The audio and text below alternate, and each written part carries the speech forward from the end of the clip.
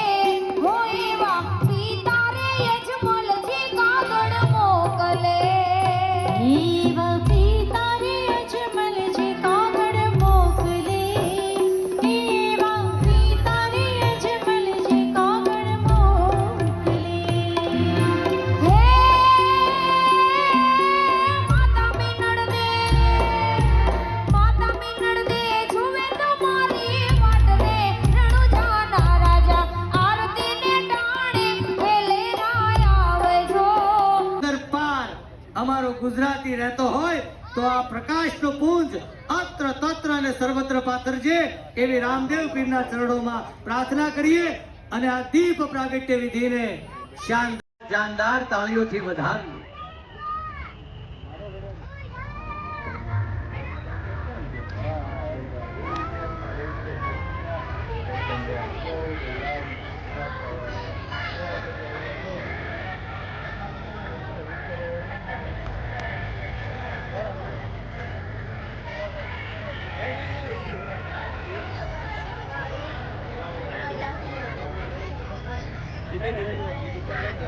ક્લાસની ને ડિમ્પલબેન ડેપ્યુટી અને દીકરીઓ સરસ મજાની એની કૃતિ આપણી સમક્ષ રજૂ કરવા જઈ રહ્યા છે, ત્યારે જોરદાર તાળીથી આપણે સૌને પહેલા વધાવી લઈએ।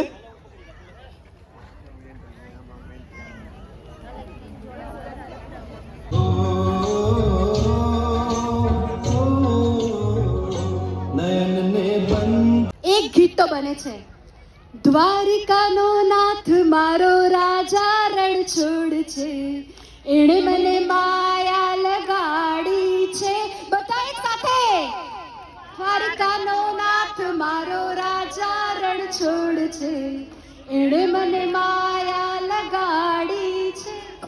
માંગો 20 ને આપે 30, એ છે મારો દ્વારિકાધીશ। ખૂબ ખૂબ આભાર। અને આવો સુરતના કવિ મનસુખ દીકરીઓને આશીર્વાદ આપવા માટે પધાર્યા છે। પછી એના કાકા ને એના મોટા બાપા છે ને, એ થોડોક સમય માટે એ દીકરીના પરિવારે અમે છીએ કરે છે, અને પછી એની કોઈ આંગળી પકડવા વાળું નથી। એ આપણા સમાજની, આપણા દેશની, આપણા દરેક સમાજની, અમારે તો 18 વરણની દીકરીઓ છે, એમાં એક કરુણતા બધી લગભગ બધાને દરેક સમાજમાં આ કરુણતા જોવા મળે છે। પીપી સવાણી પરિવાર પોયલડીની દીકરી હોય, પાનેતરની દીકરી હોય, કે અત્યાર સુધીમાં 18 વર્ષમાં લગ્ન કરેલી 5539 દીકરી હોય।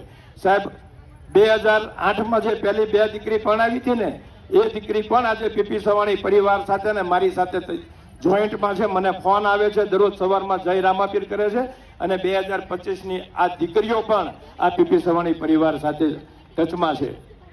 એક એક દીકરી, એક એક જમાઈ, અમારે દર 100 જમાઈ ઉપર 2 જમાઈ અમે કેપ્ટન કરતા હોઈએ છીએ। એવા 5500 જમાઈના 2 કેપ્ટન એટલે કે 110 જમાઈઓ કેપ્ટન, 110 દીકરીઓ કેપ્ટન। ગઈકાલે જ આદરણીય ગુજરાત રાજ્યના નાયબ મુખ્યમંત્રી શ્રી હર્ષભાઈ સંઘવી સાહેબે અમારું સેવા સંગઠન એપ્લિકેશન લોન્ચિંગ કર્યું। એને 10 જ મિનિટમાં કોઈ પણ સહી વગર મળી શકે। ત્રીજી વાત કે દીકરી અમારા જમાઈ એક્સપાયર થાય અને એના 3જા 4થા ધોરણમાં ભણતા ભાણિયા ભાણકીઓ હોય તો એનું ભણવાનું ન અટકે। એટલે અમારા કોઈ પણ જમાઈ એક્સપાયર થાય તો એના ભાણિયા અને ભાણકીને ગ્રેજ્યુએટ થાય ત્યાં સુધી પીપી સવાણી પરિવાર જવાબદારી આ સેવા સંગઠન લે છે. કન્યાદાનથી મોટું આ દુનિયામાં કોઈ દાન નથી. અને હું સાબિત પણ કરી દઉં, એટલા માટે કન્યાદાન તમામ દાનમાં શ્રેષ્ઠ છે, કારણ કે તમે દેહનું દાન કરો એ તો માણસ જ્યારે મૃત્યુ પામે પછી અચેતન દેહનું દાન કરો છો, પણ એક બાપ જ્યારે પોતાની યુવાન સુંદર અને કોડ ભરેલી કન્યાનું દાન કરે છે ત્યારે એક ચેતનવંતા જુવાન શરીરનું દાન કરે છે. ચક્ષુદાન પણ માણસ મૃત્યુ પામે પછી આપણે કરીએ છીએ, પણ આ તો એના જીવંત શરીરમાં તકતકતી બે આંખો લઈ અને દીકરી સાસરે જતી હોય છે. રક્તદાન, એના શરીરની અંદર રક્ત વહેતું હોય છે, આખી જિંદગી પોતાના સાસરિયાની અંદર એ રોટલા ઘડી અને સૌને જમાડવાની હોય છે, એટલે અન્નદાન પણ એની અંદર આવી જાય. એટલે બહુ ટૂંકામાં વાત કરીએ તો તમામ પ્રકારના દાન કોઈ દાનની અંદર સમાઈ જતા હોય એવું જગતનું શ્રેષ્ઠ દાન કોઈ હોય તો એ કન્યાદાન છે. અને મહેશભાઈ સવાણી અને એમનો આખો પરિવાર, પૂજ્ય વલ્લભ બાપાના તો 75 વર્ષમાં હું આવ્યો તો ને 3 કલાક સુધી બોલ્યો તો. અત્યાર સુધીમાં જેમણે પરણાવી છે, સાહેબ હું વિનંતી કરું, 2 હાથ ઊંચા કરીને આ ઘટનાને આપણે બુલંદ તાલીઓથી વધાવવી જોઈએ. 5529 દીકરીઓ ને એમાં આ વખતે 133 દીકરીઓ, કોઈ જાતના નાત જાતના ભેદભાવ વગર, કોઈ સંકીર્ણતા નહીં, કોઈ પણ પ્રકારની એની અંદર કોઈ સંકુચિતતા નહીં, અને પાછું એનાય ભવિષ્યનું ઉજ્જવળ આયોજન. એમણે દીકરીની વેદનાને વણી છે કે પપ્પા કા પ પહેલા હે. જે પપ્પાનું શું કામ, જન્મ તો માં આપે છે, પણ સાહેબ દીકરી માટે સૌથી નજીકનું પાત્ર કોઈ હોય તો એની માં નથી, એનો બાપ. બાપ દીકરીને સૌથી વધુ, માં કરતા પણ વધુ વાલો હોય.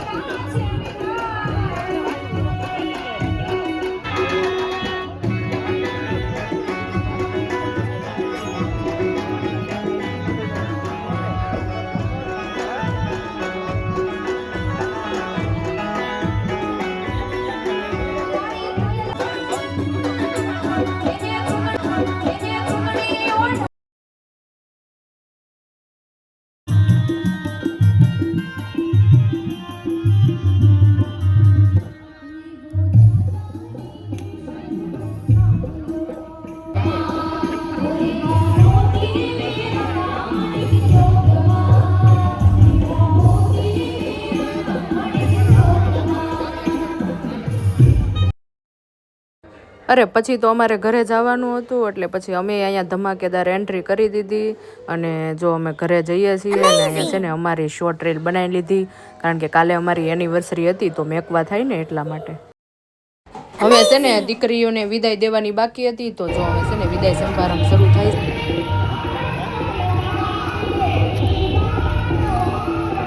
છે ને. હવે પીપી સવાણીના લગ્ન પૂરા થઈ ગયા છે, અમે ઘરે જઈએ છીએ. મિત્ર ફોન જોવે છે, અહીંયા ટીવી માં છે ને લગ્ન હાલે છે. જો રિયાંશુ હિસકા ખાય.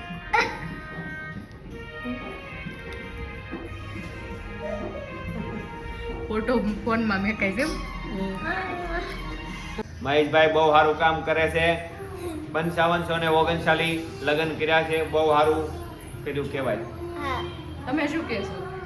મહેશભાઈ 133 છોકરીને લગ્ન કર્યા છે, સારું કામ કર્યું. તમે શું કહો કાકી? હારો કહેવાય, આવા લગ્ન તો કોઈ ન કરી શકે. મોટા માણસો બધા, મોટા માણસો અને આવું તો ઘરની એક બાપ હોય ને તો દીકરો જાય તો દઈ શકે. તો જો અમારા ટીવીમાં હજી આ હાલે છે અને બધા વિચારવી છે કે મહેશભાઈ કેટલું સારું કામ કર્યું છે. અમે છે ને 2 દિવસથી પીપી સવાણીના સમૂહ લગ્નમાં જાવી છીએ અને ત્યાં જાઉં ને તો મને એક જ વિચાર આવે કે હું એક દીકરીની માં છું તો મારે જે વસ્તુ હું ન કરી શકું ને મારા સંતાનને આપું. આપણે હંમેશા એવું વિચારતા હોય, પોતાના સંતાનનું વિચારતા હોય, આપણે બીજાના સંતાનનું ક્યારેય વિચારતા ન હોય. પણ આ મહેશભાઈ સવાણી બીજાના સંતાનનું વિચારે એટલે આને એમને જેટલો ધન્યવાદ કરીએ ને એટલો ઓછો છે. અને આટલી બધી દીકરીઓને ભવિષ્યની ચિંતા કરે એક પિતા કરીએ કે એ બીજા પિતા પોતા કહે છે કે પારકી માં અને પોતાની મામાં ફેર હોય, પણ આ પોતાના બનીને પણ આવું કામ કરે એટલે એને ધન્યવાદ દેવો પડે. જો છે ને ઘડિયાળમાં 12:10 થઈ ગઈ છે તો ફોન ઘુમાડે છે. વિજય હેપી એનિવર્સરી. જો આ સમાચાર જોવે છે. હું અત્યારે લગી વિડીયો એડિટ કરતી હતી અને આની એનિવર્સરી યાદ હતી તમને? 12 વાગી ગયા. યાદ નહોતી ને? અલ્યો તમારા માટે ગિફ્ટ. હું લેવા આ ક્યારે મૂકી લીધું? મેં ખોલીને ચેક કરી લીધું, રેડી છે ને.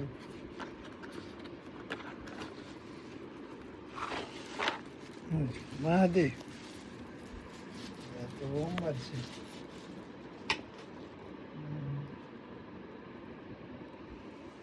ગાડી ઉપર આપણે મૂર્તિ મેકવાની હજી બાકી હતી ને એના માટે મેં મહાદેવની મૂર્તિ મંગાવી છે. કેવી લાગી? સરસ. ટાઈમ જ નથી મળ્યો. હા તો મેં ઓનલાઈન મંગાવી લીધી. મેં તો આ છે ને હજી કાલ જ આવી તો પછી મેં મેકી દીધી. મેં એનિવર્સરી દિવસે છે ને તમને ગિફ્ટમાં આપી દઈ. તમે શું લીધું મારી હાટું? સવારે ખબર પડશે. હવે કઈ લીધું જ નથી. એનિવર્સરી જ નથી ખબર જ છે.